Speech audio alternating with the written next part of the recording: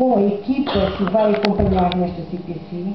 eu creio que o desejo expresso aqui pelo nosso camarada João Ribeiro, que o Seixal volte a ser uma autarquia,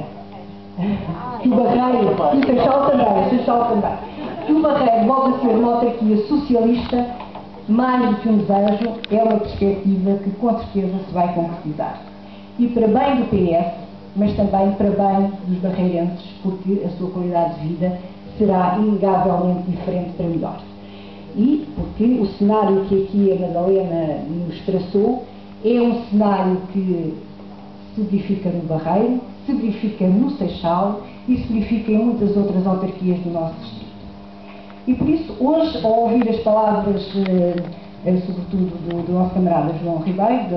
da organização do partido, das expectativas já neste momento concretas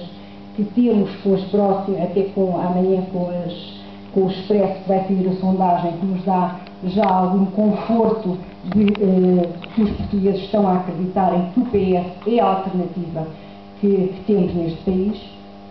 dizia eu que com esta organização do partido, que tão necessária é, eu penso que nós estamos no bom caminho. É necessário muito trabalho. E isso é aquilo que eu desejo ao Marcelo, muito trabalho e bom trabalho,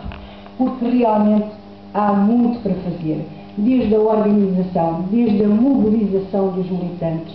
a participação. Nós no Departamento das Mulheres temos o nosso projeto,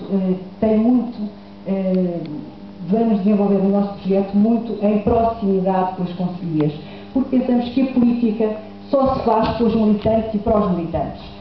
E, portanto, queremos ir junto das conselheiras, junto das camaradas, no sentido da maior participação, da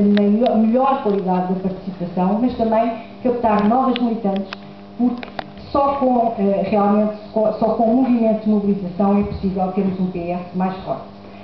E é absolutamente necessário que neste distrito o PS seja um partido mais forte, mais bem organizado e que se situe e que as pessoas, os nossos cidadãos, percebam que nós somos a única alternativa. Neste momento estamos a assistir,